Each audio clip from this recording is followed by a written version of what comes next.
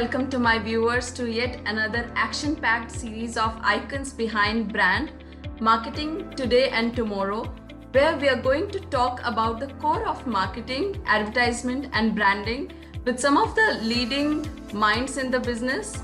And in this episode, we are going to explore the world of marketing in business with one of the renowned business strategists, Mr. Vaibhav Tiwari, who is a co-founder and Chief Operating Officer in one of the largest and fastest growing healthcare startup in India, Portia Medical, who is an alumnus of IIM Calcutta and has been associated with companies like Microland as Chief Marketing Officer. He's a coach and mentor to many aspiring entrepreneurs and startup owners, an accomplished speaker in many industry events. A warm welcome to you, Vaibhav. Thank you. Very nice to be here, and thank you for inviting me. We are super excited to hear more from you, Vaibhav, about your journey throughout the time. Yeah. So being a founding member with one of the largest and fastest growing healthcare startup in India, so how does your journey been, and how was the changes and challenges you have come through over the period of time? I think journey from Portia Medical's perspective has been very, very enriching and in the true sense of the word, actually. So what has happened in this, when we started the company, outside the hospital, healthcare market was not very well served.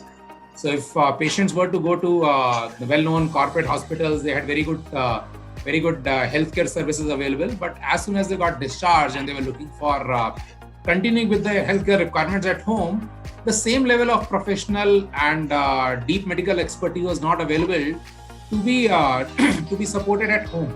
So when we looked at the whole market, we looked at how we could create outside the hospital healthcare business which serves patients at their place of choice. It would be homes, it could be their offices, and so on and so forth, right? That's how the whole genesis has started. And we started around 7.5 years back and have gone from strength to strength in those 8 years. I mean, Portia is a very well-known consumer healthcare brand today, and not only home care, but in general, people look at anything related to primary care, chronic disease management, post-operative care. I think Portia's name comes up from a consumer demand perspective. And journey has been quite good. We have served more than 1 million patients so far. We are supporting around 10 to 12,000 patients a month now as we speak. We are present in 22 cities, have expanded quite well. In fact, right now we are adding another 40 cities to our growth plan. So by March of 22, we are looking at being present in 50 plus cities. Actually, that's what we are looking at. We believe that time for a much larger national footprint is there, because that kind of need and demand is there in the market. So that's what we are looking at building. So it has been a great journey, and continues to challenge us, continues to inspire us, continues to engage us to build like a really world-class outside the hospital healthcare service organization. That's what we are doing now. As Portia Medical concept is completely a behavioral change, I mean, which has demanded the behavioral change from the consumer. So and now you are present in 22 cities, and the growth path is huge.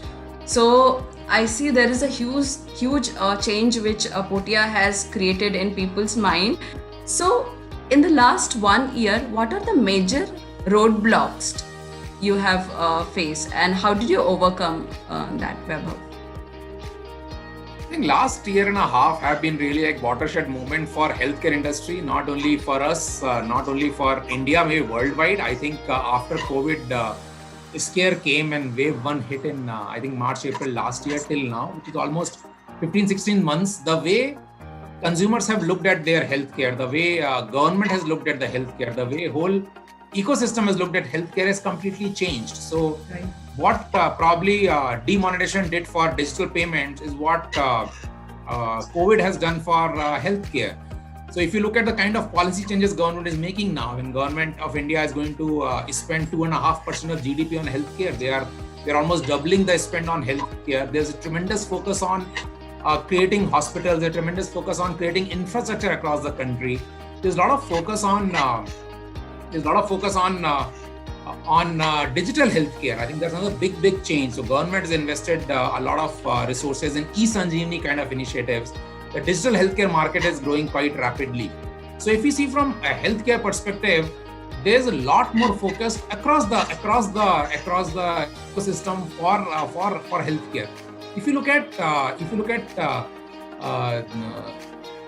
look at consumer behavior, even you see last year and a half, the consumer behavior has completely changed. Yes. From consuming services probably outside to consuming services at home. I mean, look at even services like workout, gym, yoga. All of those have moved so more to online and live video consultation.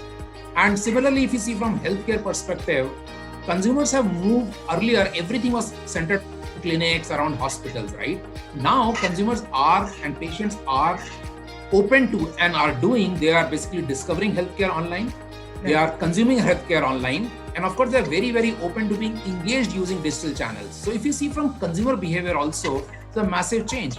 Plus also, people are a lot more focused on taking care of their health. Earlier, preventive care, chronic disease management like diabetes. I mean, everybody knows now that if you have any chronic disease and you catch COVID, the severity could be very different, right? So right. The awareness about taking care of your own health has become so much more important now. It's so much higher now, awareness of the consumers, right? So if you look at from a healthcare investment perspective, healthcare focus perspective, change in consumer behavior perspective, also home healthcare, what we have been doing, also has taken a lot of center stage in last year and a half, because people are not willing to go out, not willing to go to hospital, scared, especially the vulnerable segments like elderly and people who are have compromised vitals. They were not necessarily willing to go out and go to the healthcare centers, right? So the whole focus on getting healthcare to their homes became very important. Right. So if you put all of these three together, it's basically focus on digital healthcare, focus on healthcare, change consumer behavior, and very strong demand for home care, has basically put us in the center of the whole healthcare business mix, right, or healthcare services mix.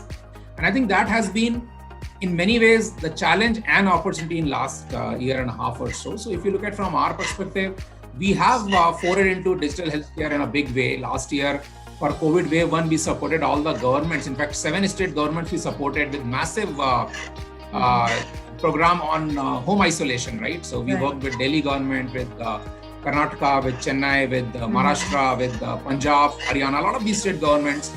We covered and supported over 4 lakh patients under home isolation.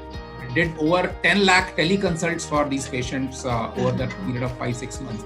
So that has been a big learning. So when we face some of the roadblocks of people being in lockdown and being little worried about what they want to do, I mean, that of course the macroeconomic changes we had, but we could respond to that by getting into areas which could really support the country, support the patient, support the government, right? Similarly, this year also during COVID wave 2, there's massive work which we have done, large scale programs on oxygen support for patients. Because this year, if you see, the demand for oxygen was much higher than last year, right? Yes. And we have been running multiple programs where we are supporting patients at home with oxygen concentrators. In fact, we ran a couple of large programs as part of CSR. We have this big program along with HUL, where HUL basically got almost 3,500 oxygen concentrators. And we basically were giving it to all the patients for free of cost. And he was managing almost all 100% on-ground operations, including medical expertise, including technical expertise around that. And of course, HUL invested in the OCs. And that has been a very big help for the people, especially in the needy segment. Similarly, we ran a couple of other programs as part of CSR. We have been running it for many corporates for their employees. In fact, this year, what has happened, a lot of companies said, okay, because there's shortage of OCs, they invested in OCs, in concentrator, and said, can Portea manage the complete medical part and logistics part of it, patient management of it? So we ran it on their behalf. Continue to do that right now. We had massive support for patients on ground for COVID nursing at home for them. We set up isolation centers. We have set up 2 isolation centers with government of Karnataka in Hassan and Dodh-Ballapur, where patients in those areas could come to those what we call L2 centers and could take care of, and we could take care of them. These are COVID positive patients. So I would say that last year and a half, massive challenges, big opportunities, and we have been able to respond to it by basically by in the sense by building newer capabilities, by innovating very strongly, by launching new services, and in the whole process served patients in a big way, could support the society, could support the government and the country, and that has been a very big positive for us in the last year and a half. So basically converting challenges into opportunities, converting challenges into what we could do for the society, I think have been the big positives for last year and a half. So, Vaibhav, here every brand, we talk about the higher purpose than just selling the product and services, right?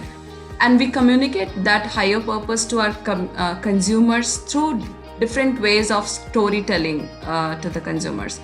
So, how do we balance between truth well told versus not overclaimed, not overpromised to the consumer? I mean, through storytelling. If you just throw some light on that. I think the most important thing there is that you should remain true to the cause for which you have created the brand.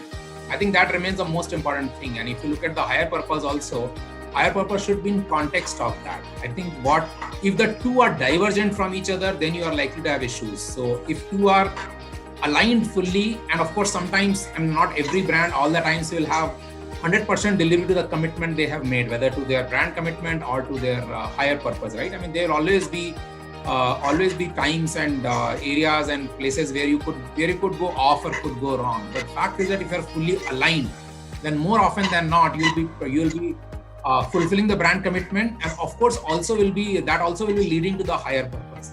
And I can give you the example of what we do. I mean, our tagline, of course, is heal at home, right? Right. And the whole value is that you are likely to heal faster if you are at home because you are with your loved ones, right? So Right. we say we bring hospital level care to you, and you heal faster because you are with your loved ones at home, and you will heal faster, you heal better, right? And that's a brand commitment. That's the value proposition. That's also the higher purpose in many ways, because fact is, in healthcare in general, the higher purpose is to serve the community, right? And you have to stick to that. And we have tried to keep it simple, and we try to meet it all the times. Of course, sometimes things may or may not work out. I mean, a clinician will go to your home, and many times the whole alignment doesn't happen very well. What kind of clinician you are looking for, whether a nurse or physiotherapist, a doctor, and what the person who has come, not all the times, all the need and the parameters or skills of the person are fully aligned. And that, of course, when you have to find a replacement, somebody else has to go and support the patient and things like that. But higher purpose remains there also, that I want to serve the patient to the best of our ability from a clinical and patient engagement perspective, and we continue to do that. So I would say that if we look at higher purpose, which is aligned with our brand commitment, I think that's probably the best way to go about it. And there's nothing wrong in going wrong. I think all of us go wrong. All brands can go wrong. Right. Just our commitment to correcting that and going back and re-engaging, reworking with consumers, I think is probably the most important part. So being honest about our approach, being honest about our commitment is also very critical in that. And I would say that anybody who's looking at building a brand for long term, which many of the companies do, you'll always have ups and downs in that journey, but you should always be honest and stick to your larger picture. I think that's the right way to look at it. That's the key. That you have a higher purpose, you connect well, and you feel that this is going to serve my consumer. And at the same time, as you rightly mentioned, that the brand alignment has to be there. And to summarize this, I would say that keep checking. Go back and keep checking whether you are aligning with your higher purpose right now or not. Yes, that's all it'll grow. I think I always believe that Indian consumers from that perspective are very forgiving if you're making your best effort. I think what everybody looks at, are you making your best effort to do what you said? Mm-hmm. And everybody understands that you can go wrong, and people are forgiving for that. If you're working hard, if you have their interest as your purpose, then consumers are very forgiving. They are willing to work with you. That has been our experience. Wherever we have seen that kind of thing, there are very few cases, one-off cases, where consumers will basically not value our efforts, and especially in our case, the services business, healthcare at home, and that's something which is very which is fairly complex in that sense. But I think consumers are very, very forgiving once you are committed and you are making a mistake. So honest to your approach, I think that is Yes, absolutely, yes. So what are some strategies that has worked for this brand Portia Vaibhav? I think 2-3 things which have worked well for us. One is that from beginning only, given it's a healthcare brand, we always looked at how do we build our credibility, and how do we remain credible in front of our patients and consumers.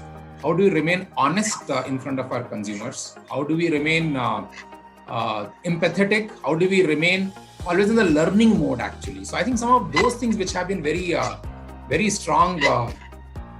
I would not say strategy, but it's very strong approach-wise. I mean, these are things which you focus on. These are values which you focused on as a brand, as a company, and I think that's something which has worked very well for us.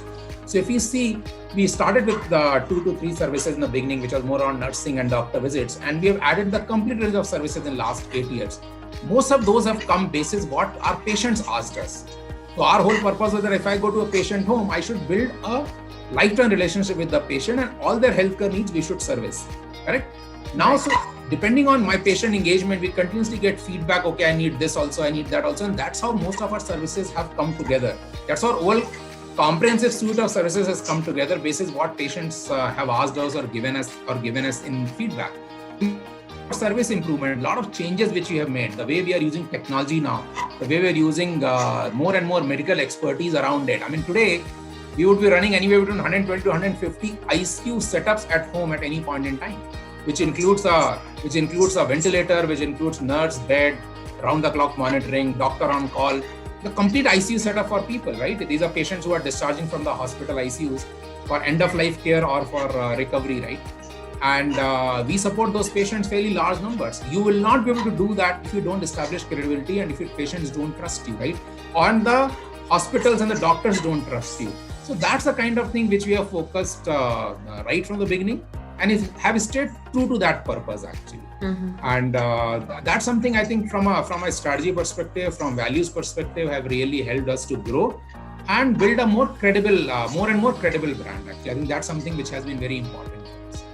Healthcare is a lot about credibility. So anything which you do has to be credible and has to be in line with it. Yeah. So it's again aligned to the previous question. So what are the principles you rely upon during the toughest moment as a leader? I think most important thing, the one principle which we have aligned with tough times or like good times, I think that's something which differentiates Portia as a company and us as a team, is that we have been very innovative. Actually, we have been we have continuously looked at what more we could do for the patient, what more we could do for the community. And there's no better time to show that than during COVID times, actually. And that's something which we take a lot of pride in, a lot of satisfaction in, on all the home isolation programs we did, all the programs we did this year to support patients and community. I think that has been the biggest positive, that we have continuously been very innovative in seeing a need, seeing an opportunity, and saying what we can do to support and support the patient and support the country. And that's something I think is the innovation is the biggest differentiator, if you ask me, from our focus perspective. And Portia has been continuously breaking the barriers since its inception, and now it's pretty known brand. I mean, if anybody think about taking any services from home, the first name come, which is Portia. So that has created that image already. I mean, it's there in people's mind. So I think that's a pretty big success for any brand and a startup. Yes, I mean, you're absolutely right. Today morning I was talking to somebody and he said, yeah, you are Portia is a synonym for home care. So it's like, yes. Like the Xerox of Yes. It's a true thing, because see, I am with a lot of people, and the moment if this comes, the first recommendation comes is Portia, not from my side, from anybody. Like the Portia is the first preference for people. So it's a synonym of healthcare at home right now. So, as you have created this brand recall in people's mind, being a startup, right? So, you're the right person to suggest, probably. So, what is the marketing survival toolkit for any startup during the time of crisis, Web? What would you like to suggest? I think during crisis there are two, three things which can work, which work.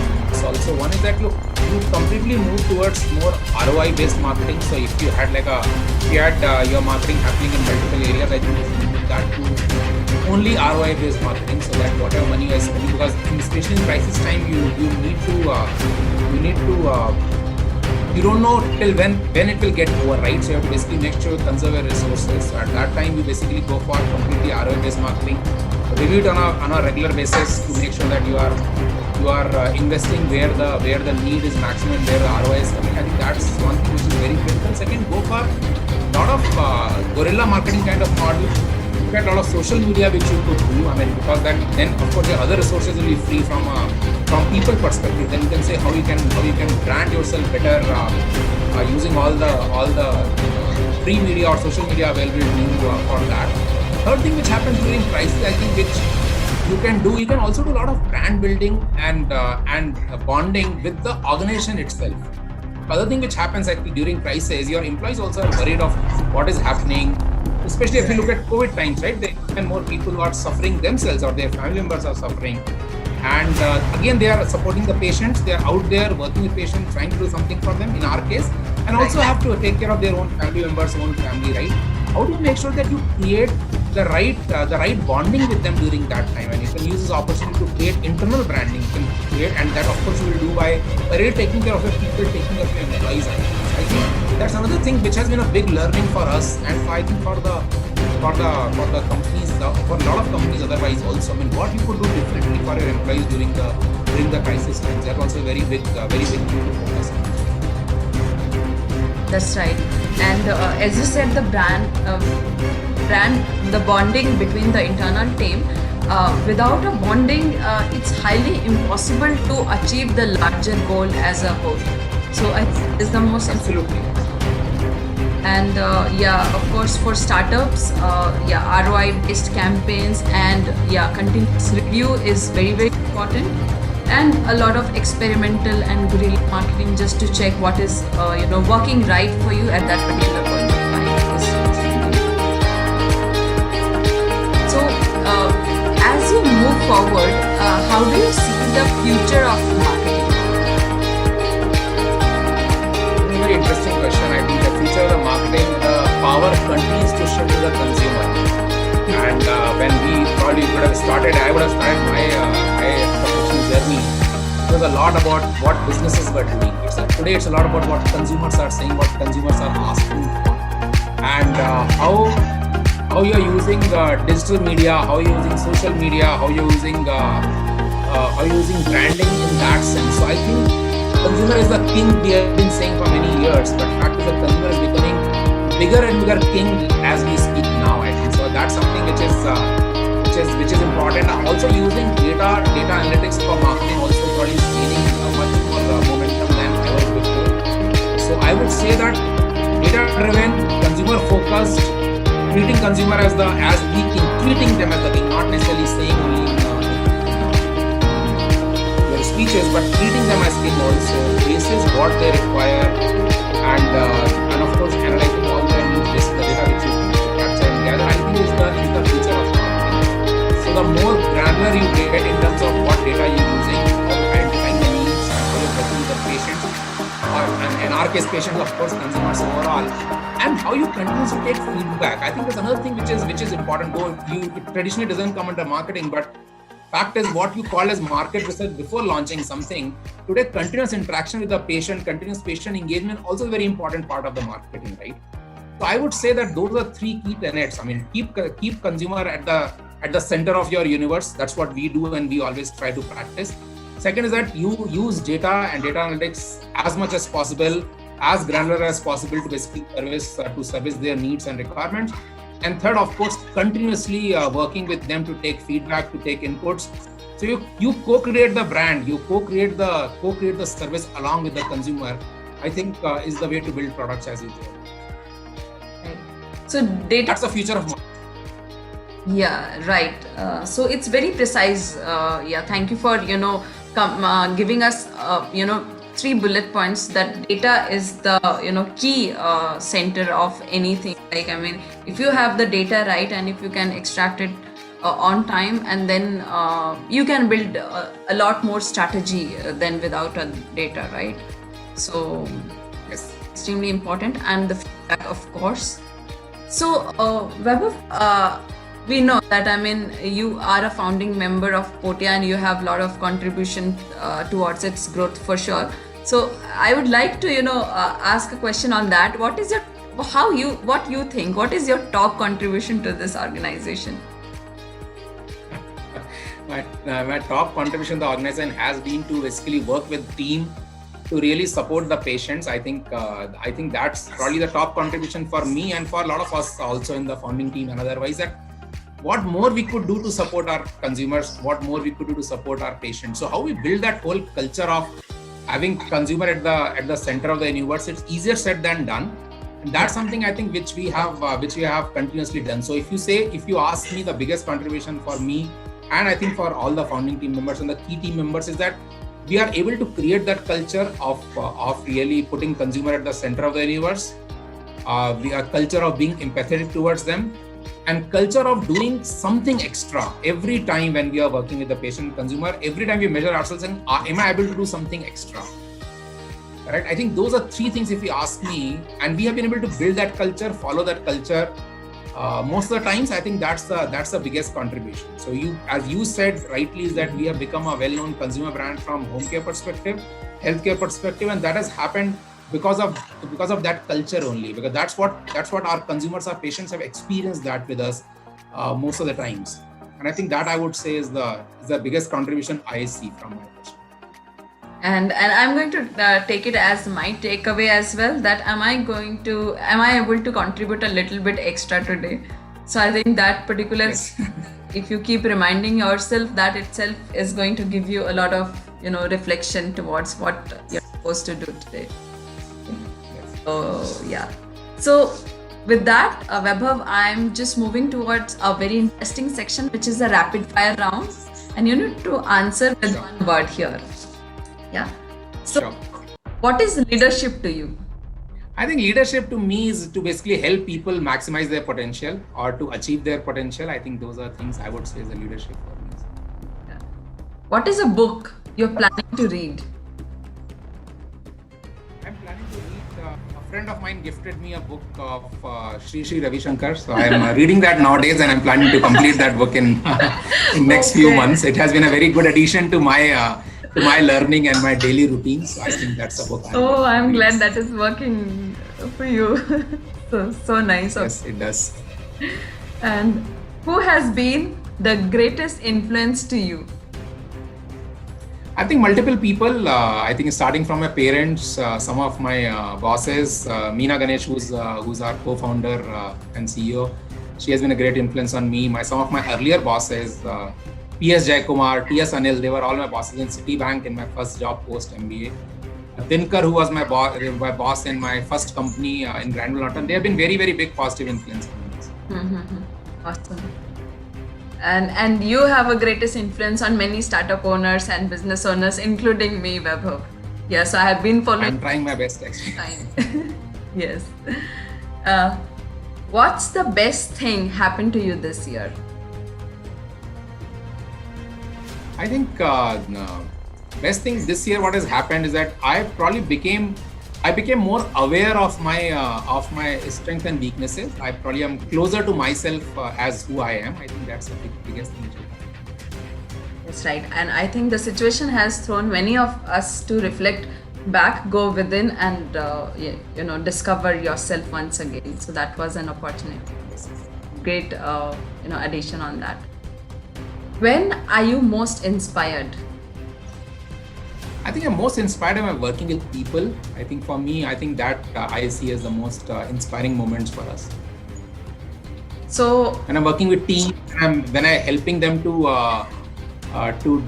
basically build their lives, build their careers, my mentoring, coaching kind of approach, which of course I I try to follow as much as possible in my own organization also. I think that's where I'm most inspired. Yes.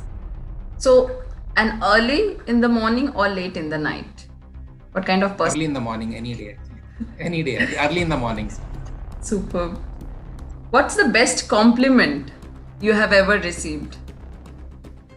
I think the best compliment, and I've received it a few times, and best compliment I have received is that when somebody says, I want to be like you, or I want to be you, when somebody asks, what do you want to become, they say, I want to be you. So that's the best compliment I have. Wow, awesome. What does creativity mean to you? I think creativity means, interesting question. Creativity means basically being yourself. I would say that everybody in their own skills, in their own right, are very unique and have a very strong creative side to it. And the more you can let that reflect out, I think the more creative you become. The more real you become yourself, the more creative you become. In my mind, that's the creativity. The more you can be yourself, the more creative you are. So, what is an important life lesson for someone to learn? The most important life lesson I have learned recently is that most of the things which you do, you're the medium through which the things happen. I think many times, I think the biggest downfall for people is all about what you do. When you start identifying yourself with the action, I think that's where the issue. Learning for me recently has been that you are the medium, and you're not necessarily the doer. And you learn that life lesson in your life, the better off you will be. That's my take. So do everything with your 100% involvement and 0%. I think that's my philosophy more and more. And that's, I think, life lesson everybody will be benefiting if they learn as early as possible in life. Awesome. I mean, that's something, which will not attach you from being a doer, but you can just be a part of the process 100% and just move forward. So I just loved the concept. You're the medium, and things are happening through you. So that's a great way to keep yourself, away from the attachment. Awesome. Vaibhav, what is your message to the aspiring brand managers, marketers, startup owners, business owners in terms of marketing? I think from startups, from business owner perspective, I think we should always look at solving a problem. I think their businesses get built by imagining a problem. Their businesses which get built by solving a problem. And I think the more you focus on solving a real problem, better off we are to build businesses. I think that has been my philosophy. There are businesses which also get created by solving unknown problems, but they're few and far between, and they're very generation defining the businesses. But most of the businesses get built and get grown successfully a big way by solving a known problem. You could solve a known problem by new methods. You can solve a new problem, known problem by new channels and so on and so forth. But I think it's a lot about solving a big enough problem. I think that is my message to startups and business owners. My message to marketers is always to put customer first, to put outside in first. One thing which happens, and many of us face it as we grow into our businesses or as we build businesses, that many of us end up having inside out perspective for most of the things. I think continuously we have to look at how we bring the outside in perspective. What is consumer saying? What is market saying? Okay. How truthfully, real time, I can learn that part. I think that's what something which of course keeps you on your toes, also helps you to course correct all the time. Otherwise, that's the biggest problem which people fall into, the biggest issue which I think companies fall into, a marketer fall into. They end up after some time they all end up that they know the product better than what a consumer knows. But fact is, consumer always knows the best because he's the one who's paying for it, right? So having a strong outside in perspective on an ongoing basis all the time, having consumer feedback on an ongoing basis, I think are the very, very important things to build the brand around. So yes, this is also one of the takeaways, that having an outside in perspective, which is very different, and the moment we are focusing on that, you will get the result, because that is how you're going to see the consumer here. Yeah. Because then you ask questions, otherwise you give answers, and I think lesser answers you give, more questions you ask, better off you are. Right. That's how the whole perspective of consumer journey and the marketing has changed, because now you need to listen more, ask right questions, and connect with the consumer. So the core and basics has come in the forefront right now. Yes. Awesome key takeaways for me. There are multiple things which I'm going to take from this particular conversation, Vaibhav, and there are so many insights which is going to help the viewers, startup owners, and marketers here. Thank you for your time, and thank you for your valuable key insights to us, Vaibhav.